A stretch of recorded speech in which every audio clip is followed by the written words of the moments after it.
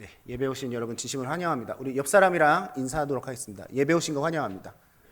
네, 환영합니다. 네. 요즘에 저희가 모세오경을 다루고 있는데 이런 피드백이 많더라고요. 요즘 말씀이 나를 친다. 호되게 혼나는 것 같다. 목적은 없습니다. 네, 근데 그런 말씀이 그렇게 다가오고 있다는 것은 되게 긍정적인 신호라고 생각하시면 됩니다. 모세오경은 전체 성경의 가장 핵심이고 본질이기 때문에 우리가 본질 앞에서 내 자신을 들여봤을 때 이것이 나에게 찔림이 되고 가르침이 되고 깨짐이 된다라고 한다는 것은 아주 건강하다라는 증거이고 지금 영적으로 깨어있고 살아있다라는 증거입니다. 그래서 두 부류가 있을 텐데요. 이 말씀 앞에서 점점 내가 깨지고 계신 분들이 계실 거고 점점 단단해지는, 이게 좋은 의미일까요? 나쁜 의미일까요? 좋은 의미? 아닙니다. 나쁜 의미로 내 마음만 점점 단단해지고 있다는 건 별로 긍정적인 신호는 아닙니다. 깨지는 게 목적이지 이게 내가 더 그 말씀 앞에서 흐트러짐이 없겠다, 말씀과 대적해보겠다, 약간 이런 태도는 오히려 하나님이 기뻐하실 만한 태도가 아니기 때문에 내가 하나님 앞에서 깨져야 될 가장 본질이 뭘까를 이 1년 동안 모세오경을 보면서 우리가 좀 씨름을 해봤으면 좋겠습니다. 오늘부터는 우리가 어디를 다루게 될 거냐면요, 레위기를 다룹니다. 모세오경 중에서도 가장 중심에 있고 또 레위기 안에는 정말 하나님께서 이스라엘 백성들을 어떻게 쓰시길 원하시는지를 너무나도 분명하게 제시하고 있는 본문이 레위기다. 그래서 레위기에 이렇게 성경을 읽다가 사람들이 레위기에서 보통 포기를 하거든요. 성경 읽기, 나 통독 1년 1독 한번 해봐야지 하다가 되게 많이 읽을 것처럼 다짐을 하는데 거의 레위기에서 포기를 하고, 레위기를 잘 버텼다가 어디에서 포기하죠? 민수기에서. 역대기까지 간 건 아주 잘한 거고, 민수기에서 어느 족속 몇만 명, 어느 족속 몇만 명, 누가 누굴 낳고 여기서 이제 실족해가지고 더 이상 성경에는 의미가 없다, 약간 이렇게 포기하는데 레위기에서도 많이 포기를 하십니다. 왜? 정한 동물과 부정한 동물, 정한 동물, 부정한, 이런 반복적으로 계속 반복되는 말들이 나오다 보니까 묵상 포인트를 못 잡는 거죠. 그러다 보니까 포기를 하는데 뭐가 정하고 뭐가 부정하다의 의미는 별로 중요하지 않고 하나님께서 왜 그것들을 정하다 하셨고 왜 이거를 부정하다 하셨는지에 대한 아까 말씀드린 본질만 깨닫게 된다면 레위기에서 하나님께서 가르치시고자 하시는 핵심을 바로 알고 민수기로 넘어갈 수 있다, 이렇게 생각을 해주시면 될 것 같습니다. 여러분, 복습을 잠깐 해보겠습니다. 출애굽기에서 핵심 단어 2개를 얘기하라면 뭐가 될까요? 뭐와 뭘까요?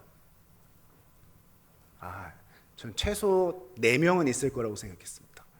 뭐와 뭐? 그러면 힌트를 드려도, 하나님은 뭐 하시며? 하나님이 순종하시면 좀 곤란하고요. 네, 우리가 순종해야 되고, 하나님은 정의롭고 뭐 하시며? 공의로우시며, 그렇죠? 인자와 사랑이 충만하신 하나님.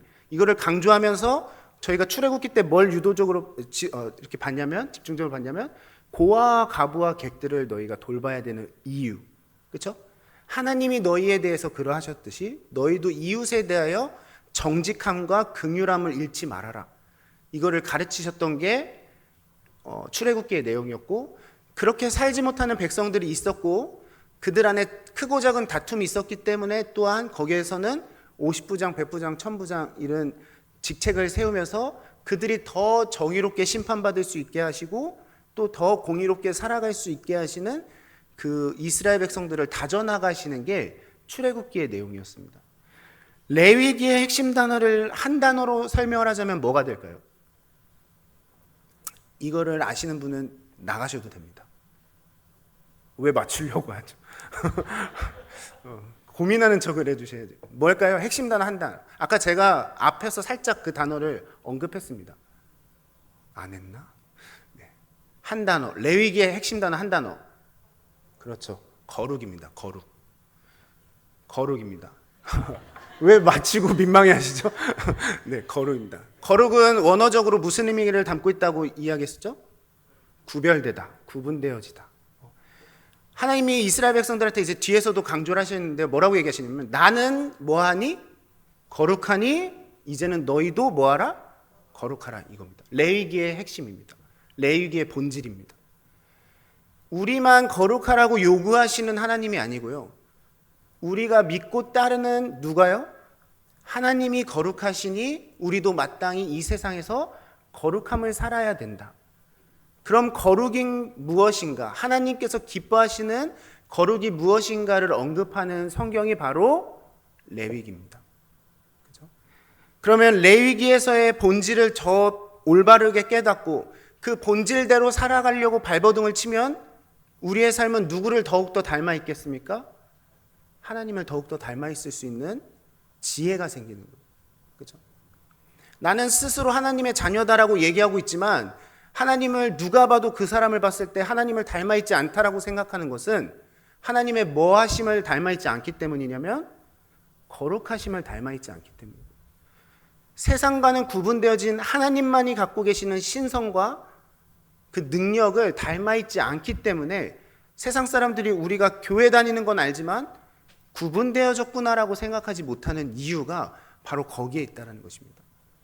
그리고 오늘 특별히 이 레위기 10장은 이 거룩이 얼마나 중요하고 얼마나 하나님께서 강조하시는지를 처음으로 드러내시는 본문이 레위기 10장이라고 생각을 하시면 되겠습니다. 네, 오늘 본문에서의 등장인물, 주된 등장인물 두 명이 누구죠? 나답과 아비후입니다. 이들의 뭐를 다루고 있냐면요, 이들의 죽음을 다루고 있습니다. 그런데 결론만 얘기하자면 이들이 하나님 앞에 죽을 수밖에 없었던 이유는 하나님께서 요구하시는 뭐를 나타내지 않았기 때문입니까? 거룩함을 드러내지 않았기 때문입니다. 우리가 하나님 안에 머물려면요, 하나님의 거룩하심을 닮아 있어야 하나님과 같은 공간에서 머물 수 있습니다. 왜요? 하나님 그분 자체는 거룩하시기 때문에 거룩하지 않은 것들은 하나님의 전에 머물 수가 없어요. 오늘 하나님께서 제사장을 뭐라고 비유하시냐면 내가 가까이 하는 자 중에 라고 얘기하시죠. 나랑 더욱더 특별하게 은밀하게 나와 함께 하려면 뭐를 놓치지 말아야 되냐면 거룩함을 놓치지 말아야 돼요. 저 하나님 더 닮고 싶고요. 하나님이랑 교제하고 싶고요. 하나님 전에서 은혜만 누리고 싶어요. 이 소망은 있는데 그걸 위해서 우리가 마땅히 준비돼야 되는 거룩에 대해서는 전혀 무관심한 사람들이 너무나도 많습니다. 그래서 내가 예상했던 하나님을 믿는 삶과 그 결말이 다른 결말로 맺어지는 사람들이 너무 많아요. 하나님과 가까이에서 무언가를 하길 원한다면 우리는 우리의 자리에서 이 거룩이라는 것을 항상 힘써야 됩니다. 나답과 아비후에게 요구하셨던 건 뭐냐면요, 첫 번째, 이 거룩을 나타내시는 것 중에 하나가 하나님의 뭐를 순종하는 겁니까? 하나님의 명령에 순종하는 삶을 살아야 그것을 거룩이라고 인정해 주세요. 근데 여기서 오해하시면 안 됩니다. 이게 좀 중요한 포인트인데요, 이 사람이 순종을 했느냐 안 했느냐가 거룩의 기준이 되지 않습니다. 왜 순종을 요구하셨을까요? 이게 조금 중요하거든요. 우린 저 사람이 순종했기 때문에 저 사람 거룩한 사람, 하나님의 목적은 순종을 보길 원하실 거야, 이렇게 생각하게 되는 경우들이 많죠. 근데 그거보다 조금 더 크게 생각을 한번 해보기 원해요. 하나님께서 무언가를 명령하셨습니다. 이 명령은 뭐와는 구분되어져 있을까요? 세상과는 구분되어져 있는 명령이겠죠. 세상과 별반 다르지 않는다고 한다면 이 명령을 따랐을 때 세상 사람들은 이게 하나님이 주신 명령이라고 생각하지 않게 될 겁니다. 맞죠? 그렇기 때문에 하나님께서는 이 명령을 순종하길 원하시는데 왜 그럴까요? 이 명령에 뭐가 담겨져 있기 때문입니까? 거룩함이 담겨져 있기 때문입니다. 순종을 했냐 안 했냐가 아니라 내가 순종을 함으로 무슨 열매를 맺기를 원하시는 거냐면 거룩함이라는 열매를 맺기를 원하시는 거예요. 우리는 맨날 신앙 안에서 뭐만 씨름하려고 하냐면요, 난 지금 순종을 잘하고 있는 삶인가? 순종을 잘 못하고 있는 삶인가? 여기에만 씨름을 해요. 원래는 이 씨름을 해야 되는 궁극적인 목적은 뭐여야 되냐면 내가 순종함으로 거룩함을 드러냈는가? 이걸 씨름을 해야 돼요. 그래도 순종을 씨름한다는 건 하나님 보시기에 너무 귀한 거죠. 순종이 제사보다 낫다고 이야기하셨어요.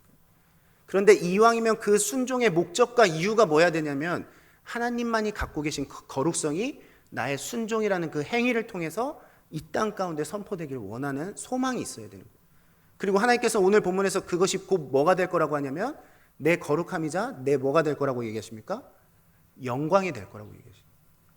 너가 그 순종한 그 순종이 이 세상이 나를 영광으로 칭송할 수밖에 없는 거룩함을 드러냈고 그것이 너를 통한 나의 영광이 될 것이다 라고 얘기하십니다. 그런데 그거를 누구보다도 힘썼어야 될 나답과 아비후는 그 부분에 대해서 업신여긴 거예요. 제사장으로 더 가까운 자리에 불러주셨다는 건 너를 통해서 내 거룩함이 이 땅 가운데 선포되길 원한다라는 건데 이 나답과 아비후가 각기 자기가 드리고 싶은 불로서 드렸다는 이유는 뭐에 대한 씨름이 없었던 거냐면 이게 정말 하나님의 거룩하심을 나타낼 만한 행동일까에 대한 고민이 없었던 거예요. 그냥 다른 불 드렸다라고 기록하지 않습니다. 나답과 아비후가 다른 불을 드렸는데요. 이들조차도 다른 불을 드렸어요. 그러면 결국은 나답과 아비후는 어떻게 한 거냐면요. 각자 소견에 옳은 불을 드린 겁니다. 둘 다의 결과물은 똑같이 불순종이었지만 하나님이 들여다보셨을 때는 이들조차도 하나 되지 못했던 거예요. 그리고 그 두 사람의 선택에는 어느 누구도 하나님의 거룩하심을 드러낼 만한 순종의 모습이 없었다. 그것이 바로 나답과 아비후가 하나님 앞에 진노함으로 죽음을 당하게 된 이유다라고 얘기하십니다. 그럼 어떤 사람들이 이렇게 생각할 겁니다. 그냥 제사 드릴 때 풀 뭐 쓰는지 뭐가 그렇게 중요해요? 그냥 드리라고 한 제사, 제물만 잘 드리면 되는 거 아니에요? 보통 이렇게 생각을 하거든요. 양 드리라고 해서 양 드렸으면 됐지 그 양을 바치는 데 있어서 쓰는 불까지 왜 굳이 그렇게 씨름을 해야 돼요? 이 마음과 생각이 뭐를 드러내지 않는 마음과 생각이냐면 하느님의 거룩하심을 드러내지 않는 생각이에요. 나답과 아비후조차도 이렇게 생각하고 있었기 때문에 하나님의 명령을 업신여기고 각자 소견에 옳은 불을 드린 겁니다. 하나님께서 가인과 아벨 제사를 들으셨을 때 아벨의 제사를 받으신 이유는 그 아벨의 제사가 무슨 제사였기 때문이라고 계속 강조하죠? 믿음으로 드린 제사다. 근데 그 믿음이 뭐라고 했냐면 하나님이 계신 것과 그가 자기를 찾는 자들에게 상 주시는 이심을 믿는 믿음으로 드렸기 때문에 하나님께서 받으셨다 이거죠. 그러니까 아벨은 드릴 때 이 예물을 눈앞에는 지금 당장 누가 보이지 않지만 하나님이 보이지 않지만 하나님이 직접 내 눈앞에서 받으시는 것처럼 드린 거예요. 그럼 만약에 우리도 한 번의 제사와 예배를 드린다고 한다면 지금 눈앞에 누가 있는 것처럼 예배를 드려야 됩니까? 하나님이 계신 것처럼 예배를 드려야 되겠죠. 그러면 하나님이 지금 그 두렵고 떨리는 능력의 하나님이 내 앞에 계시다고 한다면 하나님이 난 이러한 제사 받길 원해, 이러한 예배 받길 원해, 이런 말씀을 우리에게 해주셨다면 어떻게 하겠습니까? 내가 지금 드리고 있는 예배가 지금 눈앞에 계시는 이 하나님이 기뻐 받으실 만한 예배인가에 대해서, 그리고 이게 하나님께 영광이 될 만한 예배인가에 대해서 씨름을 하겠죠. 그런데 나답과 아비후는 다른 불 드리면서도 전혀 두렵고 떨림이 없었다라는 것은 그 제사를 드릴 때 누구를 업신여긴 거예요? 하나님을 업신여긴 거예요. 하나님 없는 사람처럼 예배를 드린 겁니다. 그러니까 명령대로 하지 않았던 거예요. 여러분, 설교를 하고 있는 저나 이 설교를 통해서 말씀을 듣고 있는 여러분이나 지금 하나님과 함께하고 있는 거예요. 그런데 하나님께서는 우리가 예배를 드리는 행위를 보시는 분이 아니라 뭘 보신다고 했습니까? 중심을 보신다고 했어요. 이거 우리 너무나도 잘 알고 있습니다. 그럼 우리가 예배를 한 번을 드리는 데 있어서 하나님과 함께 드리는 예배라면 뭐를 점검하고 드려야 되겠습니까? 우리의 중심을 점검하고 드려야 되겠죠. 근데 이 중심 안에는 하나님께서 성경에 기록하신 난 이러한 예배는 받길 원치 않아, 이러한 마음의 중심의 예배는 받지 않길 않아라고 하신 그 말씀에 대해서 더 두렵고 떨림이 있어야겠죠. 그런데 예배당에 들어오는 데 있어서도 어떠한 두렵고 떨림도 없이 그냥 오늘 하루를 그냥 예배 한번 드리는 거에 만족하고 들어온다? 마음을 점검할 필요가 없습니다. 왜냐? 하나님과 가깝게 드리고 있는 예배가 아니기 때문이에요. 그런데 그렇게 드린 예배에는 뭐가 없다고요? 거룩성이 없다는 거죠. 구분되어지지 않는 거예요. 여러분, 그냥 청주 놀러 왔다가 교회라는 곳 한번 들려보고 예배라는 거 한번 드려봐야겠다고 하고 예배당에 와서 앉아있는 사람 있을 수 있겠죠. 그냥 교회가 궁금해서 앉아있는 한 사람, 그 사람한테는 그 마음의 중심에 하나님을 두렵고 떠는 마음이 있을까요, 없을까요? 그리고 지금 앉아서 예배드리는 이 순간에 내가 하나님과 드리고 있다라고 고백을 할까요, 안 할까요? 안 하죠. 그냥 이건 내 선택적으로 눈앞에 청북교회 보였으니까 한번 드려나 보자는 나 중심적으로 드리는 예배인 거죠. 예배도 아니죠. 그냥 탐방인 거죠. 그런데 지금까지 하나님께서 나와 함께 하시고 나를 인도하시는 하나님이라는 걸 고백하면서도 하나님은 마음을 받길 원해라는 그 수도 없는 설교와 말씀을 들었음에도 불구하고 그것들에 대해서 점검하지 않는다는 건 이방인들과 별반 다르지 않는 거죠. 그 이방인들과 별반 다르지 않는 거에는 무슨 열매가 있다고요? 거룩성이 없는 열매인 거예요. 하나님은 그걸 받지 않길 원하신다는 겁니다. 그 우연치 않게 들어온 사람은 앉아있는 자세든 시간이든 뭐든 다 어떻게 하고 싶은 대로 예배를 드릴 거냐면 내가 하고 싶은 대로 예배를 드릴 거예요. 그냥 한 10분 정도 설교 들어보고 지루하면 나가야겠다. 찬양 불러보고 찬양 스타일이 내가 아니면 나가야겠다. 설교 좀 끝날 때쯤 한번 살짝 듣고 가봐야겠다. 모든 선택과 기준이 다 누굽니까? 나 자신이죠. 그런데 적어도 우리는 그러지 말아야죠. 하나님과 함께하고 있고 내가 믿는 하나님이 정말 신 가운데 신이시고 주 가운데 주신 두렵고 떨리는 하나님이라면 예배 한 번을 드리는 데 있어서도 진중함으로, 진실함으로, 신실함으로, 사랑으로 드리는 예배가 돼야 돼요. 그걸 받길 원하신다는 거예요. 근데 전제 조건 하나죠. 너가 나랑 가까이 하길 원한다면. 애초에 멀어져 있을 마음의 중심이라면 그거 요구하지 않으세요, 하나님도. 근데 적어도 나와 가까이서 교제하길 원하는 너라면 멀리 있는 그들과는 좀 달라야 되지 않겠니가 하나님께서 우리에게 요구하시는 거예요. 제가 요즘 계속 설교를 쓰면서 이게 헷갈리는데 하나님 이 다른 불 드리는 거에 대해서 되게 경계를 하십니다. 그렇죠? 이유 아십니까? 네, 이름 모르는 표정이 전 더 좋습니다. 여러분, 이스라엘 백성들한테 지금 특히 제사장들한테 어떻게 제사를 드리는 게 하나님 보시기에 거룩한 제사인지를 알려주고 계시죠. 그렇죠? 거룩한 제사에 대한 뭐를 쌓게 하시는 거예요 지금? 지혜를 쌓게 하시는 거죠. 그럼 반대로 얘기하자면 이 정결법을 알려주시기 전에는 이 제사장들도 뭐가 없었다는 겁니까? 그렇죠? 정결에 대한 지혜와 지식이 없었던 거죠. 근데 이들 나름엔 지혜와 지식이 있었을 겁니다. 뭐 했던 지식? 이들 지금 출애굽하기 전에 어디 있었죠? 400년 동안? 애굽에 있었죠. 애굽에 있으면서 뭘 접했습니까? 우상들을 접했죠. 우상들을 섬기던 그 제사의 습관들이 남아있을 거예요. 그렇죠? 새로 들어가게 될 땅에서 그들이 섬기고 있는 신들에 대한 섬기는 그 습관들을 보게 될 것입니다. 애굽 땅에 있던 신들을 섬겼던 방식이나 적과 꿀이 흐르는 땅에 들어갔을 때 그들이 섬기는 제사들을 섬기는 방식이나 하나님을 위해서 드리는 제사나 별반 차이가 없다면 그냥 다른 사람들이 보기에 하나님도 무슨 신밖에 되지 않아요? 여러 이방 신들 중에 하나겠죠. 그리고 제사장들이 애굽에서 400년 동안 습관처럼 드려졌던 그리고 봐왔던 제사를 하나님을 위해서 드린다라고 한다면 뭐가 없는 겁니까? 하나님과 이방 신들에 대한 구분함이 없는 거죠. 하나님 그걸 받길 원치 않으시는 거예요. 이게 어떻게 하면 더 와닿을까 생각해 보면 전에 섬기던 우상을 전에 교제했던 사람이라고 생각해 보세요. 전에 교제했던 사람한테 했던 선물을 지금 현재 사람한테 주고, 전에 불렀던 사람에 대한 애칭을 지금 있는 사람한테 똑같이 애칭으로 쓴다고 하면 지금 있는 사람의 마음이 어떻겠습니까? 표정이 적나라하게 들어. 입과 코가 다 써요. 네.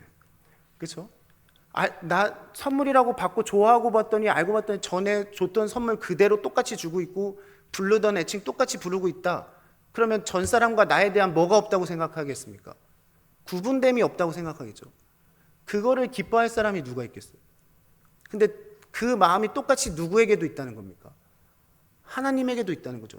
이방 우상 섬기던 그 습관을 지금 나에게 똑같이 하는 것을 받지를 않길 원하시는 거예요. 적어도 그들과는 다른 특별함을 요구하시는 거예요. 이거에 대해서 과하다고 얘기할 수 있는 사람이 있을까요? 우리도 똑같이 그런 거에 대해서 분노하고, 그렇죠? 실족하고 하는데 하물며 하나님이라고 그것들에 대해서 실족하지 않으시겠습니까? 그만큼 하나님은 세상 것들과 구분되어지길 원하시는 거예요. 그래서 이 제사에 불 하나 드리는 것조차도 나는 이렇게 제조한 불을 받길 원해라고 말씀을 해주신 거예요. 그리고 그러한 행위를 통해서, 순종을 통해서 적어도 이방 신들과는 다른, 그냥 임의대로 자기들이 나답과 아비후처럼 얘는 이렇게 만들고 쟤는 저렇게 만들고 아무나 만들고 싶은 대로 만들어서 드리는 불이 아니라 진짜 우리가 믿고 우리와 함께 하시는 하나님, 그분은 특별히 이러한 불을 사모하시는 하나님이라는 명백한 기준 안에서 드리는 불, 그걸 받기를 원하신다는 겁니다.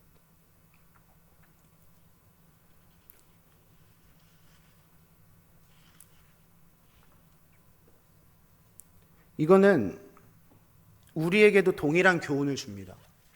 그렇죠? 이전에 내가 하나님을 두렵고 떨려하며 하나님과 가깝게 지내기 이전에 드리던 예배의 태도와 지금은 적어도 나와 함께하고 계시는구나, 나를 사랑하시는구나, 나의 더러운 죄악도 하나님께서는 깨끗하게 씻어주시길 원하시는구나, 이것들이 깨달아졌을 때 예배는 달라야 돼요. 그냥 아까 말씀드린 것처럼 그냥 한번 예배나 드려보자라고 하며 업신여기면서 예배를 드렸던 때와 내가 하나님의 자녀됨을 확신하고 내가 정말 죄인 중에 괴수지만 은혜를 누리고 있구나라는 걸 깨달은 사람의 예배의 태도는 달라야 됩니다. 중심이 달라야 되고 거룩함이 달라야 돼요. 근데 누가 봐도 학창시절의 예배의 태도와 지금의 예배의 태도가 별반 다르지 않다? 뭐가 안 나타난다고요? 거룩함이 안 나타나는 거예요. 거기에는 착함도 없고 사모함도 없고 정직함도 없고 진실함도 없고 그냥 내 멋대로 드리는 예배를 똑같이 드리고 있다? 그러면서 겉으로는 하나님이랑 가까운 척하고 있다? 그것만큼 하나님이 역겨워하시는 예배가 없는 거예요.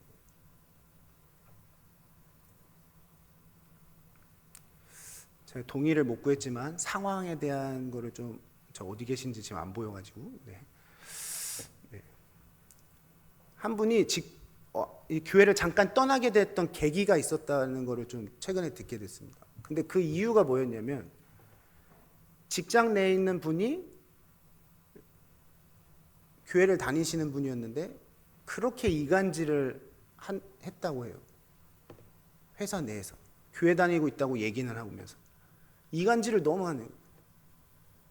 근데 그 이간질에는 아마 이 청년도 뭐 포함되어 있을 수 있었겠죠. 근데 이 불편한 관계를 어떻게든 해결해 보려고 그분이 만나서 얘기 좀 하자고 했답니다.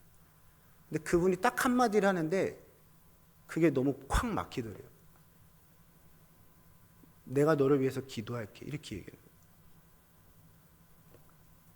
삶은 전혀 하나님을 경외하는 자의 삶의 태도가 아닌데 이 말의 고백이나 이 보여지는 거는 누구보다도 신실한 척 얘기하고 있는 그 말 한마디가 교회라는 곳에 학을 떼게 만들었던 이유가 돼요. 그렇죠? 근데 제가 그걸 듣고 너무 와닿는 거예요. 그러한 거룩하지 않은 삶의 태도, 그러면서 예배의 자리에서는 뭔가 은혜 받는 척, 기도의 자리에서는 은혜 받는 척 하면 과연 그게 하나님께 영광이 될까? 그걸 보면서 누군가는 거룩하다라고 생각을 할까? 어느 누구도 그거에 대해서 생각 안 하죠. 그렇죠? 어쩌면 여러분들의 삶과 예배가 분리되어 있는 삶의 태도를 보면서 누군가는 실족할 수도 있는 거예요. 찬양은 뜨겁게 하고 기도는 열심히 하는데 그 삶에는 정직도 없고 사랑도 없고 성실도 없고 그냥 내 멋대로 내가 드리고 싶은 대로 내가 섬기고 싶은 대로 그러한 모습들을 보여준다면 누가 그 모습을 보면서 와 거룩하다라고 생각을 하겠습니까? 오히려 그 사람이 하는 기도와 찬양을 보면서 이게 정말 믿어도 되는 종교인가? 하나님 진짜 살아계시긴 하는 건가? 라는 의문을 갖게 하겠죠. 그렇지 않습니까? 그래서 하나님이 누구보다도 이 다른 불에 대해서 경계를 하시는 거예요. 내가 받길 원하는 그거대로만 드리면 나한테도 영광이 되지만 너네한테는 생명이 되는 거야. 근데 내가 요구하는 그것들에 대해서 너네가 순종하지 않으면 그것은 나한테도 영광이 되지 않을 뿐만 아니라 내 거룩함을 드러내지 못할 뿐만 아니라 너희에게 예비되는 것은 죽음밖에 없어. 이렇게 얘기하죠. 부정하고 거룩하지 않는 사람도 구원을 받는다라고 한다면 누가 구원을 위해서 씨름을 하겠습니까? 누가 하나님께서 유일한 길이라고 제시하신 예수 그리스도의 십자가를 도를 누가 따르려 하겠어요? 그 길대로 안 가도 다 누구나 구원을 받는다고 한다면. 그렇죠? 오히려 하나님은 더 정직하신 거예요. 이 길대로만 가면 누구든 구원받게 해줄게. 거기엔 차별도 없을 거고 부자든 가난한 자든 남자든 여자든 종이든 주인이든 상관없고 다 구원받게 해줄게. 뭐가 더 정직하십니까? 뭐가 더 사랑이 많으세요? 그렇죠? 하나님 이렇게 해도 저희 구원해 주셔야 되는 거 아닙니까? 아니요. 그러면 하나님은 정직한 심판관이 되실 수가 없어요. 하나님이 구원하시겠다라고 한 방법대로 그 마음의 중심대로 그 태도대로 하나님 앞에 나아가야 구원에 이를 수 있는 거예요.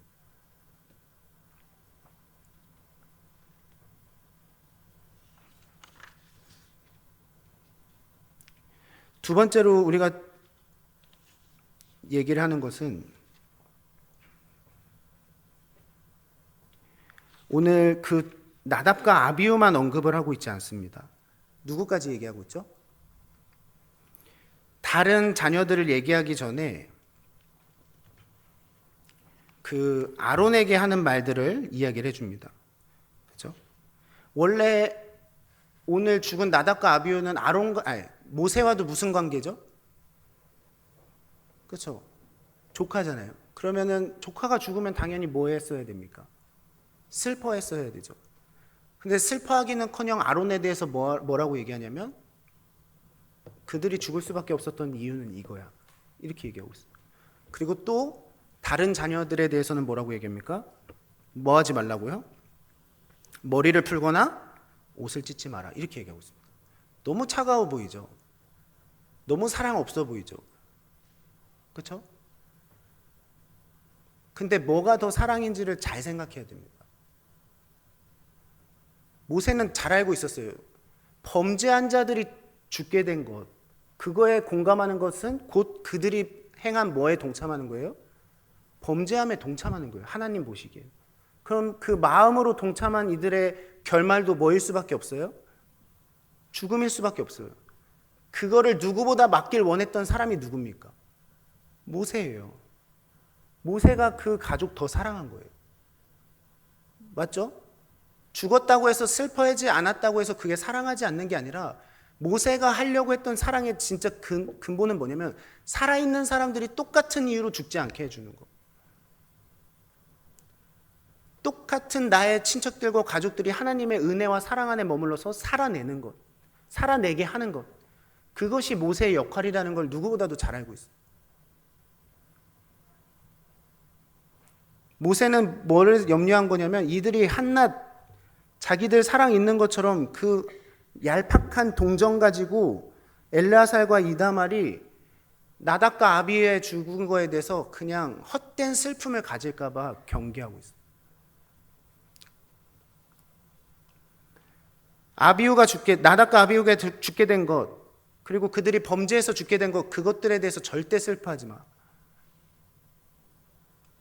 오히려 뭘 슬퍼하라고 얘기하는 거냐면요, 하나님이 이렇게 진노하실 수밖에 없었던 그 이유를 슬퍼하라는 거예요. 하나님은 누구보다 한 사람이라도 살리길 원하시는 하나님인데, 그래서 순종할 수 있는 길을 열어주신 하나님인데, 그거에 대해서 순종하지 않아서 죽음을 맞이한 그들에 대해서 슬퍼하지 말라는 거죠. 오히려 하나님이 어떻게 해서든 한 명 살리려고 했던 이게 온전히 이루어지지 못하고 도리어 진노하심으로 임할 수밖에 없었던 이 상황에 대해서 슬퍼하라는 거예요. 근데 이 얘기를 지금 누구한테 하고 있다고요? 아론과 그 자녀들에게 하고 있습니다. 이들의 모든 직분이 뭡니까? 제사장이에요. 아까 근거로 따지면 뭐한 자들이요? 하나님께서 가까이 하신 자들에게 명령하는 거예요. 너네가 사람과 가까운 자들이 아니라 누구와 가까운 자? 하나님과 가깝다면 이 마음의 중심도 누구와 같아야 된다는 거냐면 하나님과 같아야 되는 거예요. 그들의 불의에 대해서 동정하지 말라는 겁니다. 이들 모두 제사장이죠. 머리 풀고 옷 벗는다, 옷을 찢는다. 이들의 머리와 옷은 다 뭐 하기 위해서 입은 옷과 뭐 이겁니까? 제사장 직분을 감당하기 위한 옷이잖아요. 그럼 지금 내 가족 범죄한 자들이 하나님 앞에 심판받고 죽은 자들을 위해서 지금 뭐를 찢는 거랑 똑같은 거예요? 제사장 옷 찢는 것과 똑같은 거예요. 제사장의 직분은 뭡니까? 하나님과 번제한 이스라엘 백성들이 제사로서 다시 회복되게 하는 역할이에요. 회복을 이루게 하시려고 하나님께서 더 특별히 가까이 하신 자들입니다. 그런 자들이 지금 더 뭐 한 거예요? 하나님 앞에? 범죄한 거예요. 너네가 그러면 안 되잖아, 이거거든요. 근데 쟤네가 그랬어도 뭐라는 겁니까? 너네마저 그러면 안 되라고 얘기해 주는 거예요.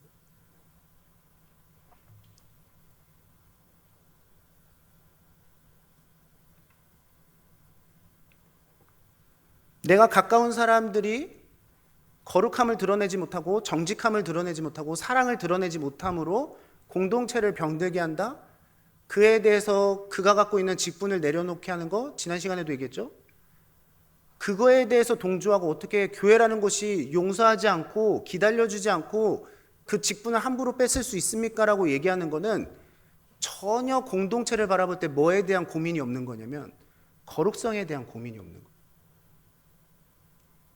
누군가 한 사람의 행위 때문에 많은 사람들이 거룩함이나 정결함이나 깨끗함에 대해서 반대로 도전받고 있다고 한다면 끊어내야죠. 그렇죠? 다른 불을 들여서 죽음을 당할 바에는 뭐를 내려놓는 게 합당합니까?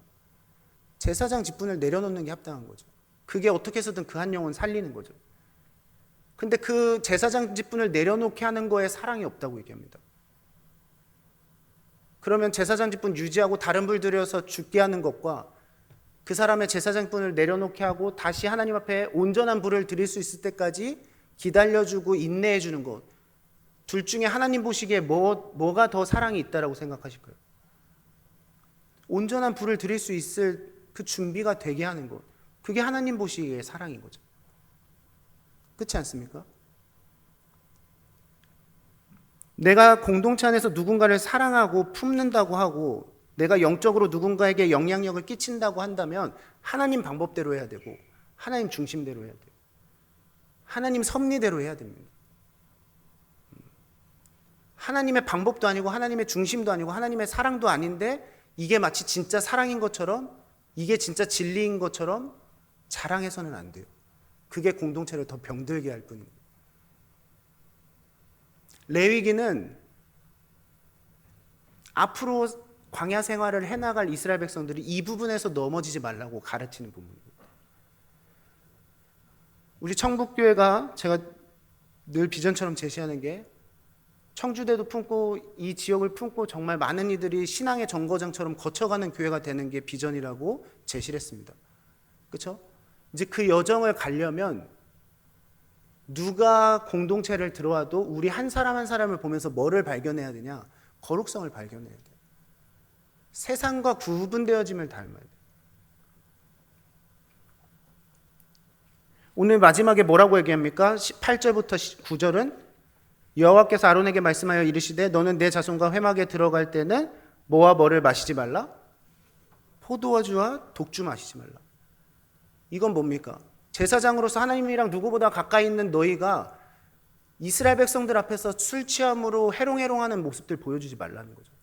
그 모습 자체가 뭐가 없기 때문인 겁니까? 거룩함이 없기 때문인 거예요. 제가 술 한번 먹는 게 뭐 어떻습니까? 뭐 어떻지 않습니다. 근데 제사장 직분은 내려놔야죠. 하나님을 더 가까이 하고 있는 자라는 메시지를 주고 있다면, 거룩함을 드러내지 못한다면 내려놔야죠. 그렇죠? 오늘 그 부분에 대해서 또 한 가지 얘기하는 게 7절입니다. 뭐라고 얘기하시냐면 여호와의 관유가 너희에게 있은즉이라고 얘기하죠. 제사장 너희에게는 뭐 부음받은 사람들이라고 얘기합니까? 기름 부음받은 자들이에요. 기름 부음받은, 너네가 하나님이 택하신 제사장이라는 기름 부음받은 자들이라는 그러한 사명감이 있다면, 그렇죠? 함부로 술 취하거나, 그렇죠? 함부로 방탕하거나, 함부로 거짓말하거나, 함부로 모함하거나 하는 행동들을 하지 말라는 거예요.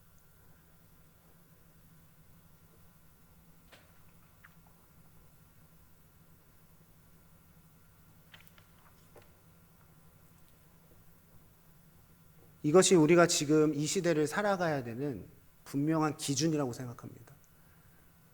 달라야 돼요. 여러분 한 사람 한 사람 보면서 요 한 주에 제가 신방을 여러 명을 했는데 주제가 다 똑같았습니다. 그 행동을 통해서 실족하게 되는 이유 너무 많아요. 근데 그 실족의 기준이 하나님 기준인지 내 기준인지 분별하셔야 됩니다. 내 기준의 실족과 하나님 기준의 실족은 다릅니다.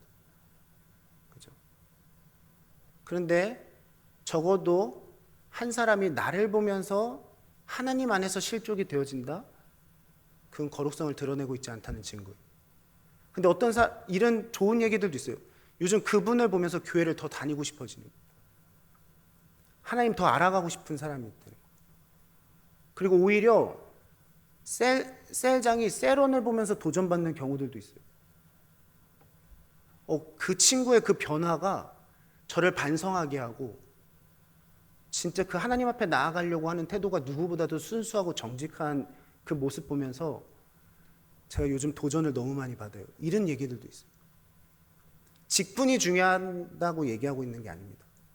내 마음의 중심이 하나님이랑 더 가까운 삶을 살길 소망한다면 하나님이 받길 원하시는 중심으로 삶에서든 예배의 자리에서든 살아내야 그것이 하나님께 영광이 됩니다. 그런데 특별히 권면하는 건 빛의 열매라고 말했던, 지난 시간에도 강조했던 여러분을 보면서 진짜 하나님 안에서의 착함, 하나님 안에서의 의로움, 하나님 안에서의 신실함, 하나님 안에서의 사랑이 향기처럼 흘러갔으면 좋겠어요. 그러한 나를 보면서 누군가는 하나님께 더 영광을 올리기를 소망하는 이 때와 시기를 보내기를 결단하시는 여러분 되셨으면 좋겠습니다. 우리가 그것들을 좀 고백하면서 같이 기도하길 원하는데, 우리 온 마음 다의 찬양 우리 하나님 앞에 올려드리도록 하겠습니다.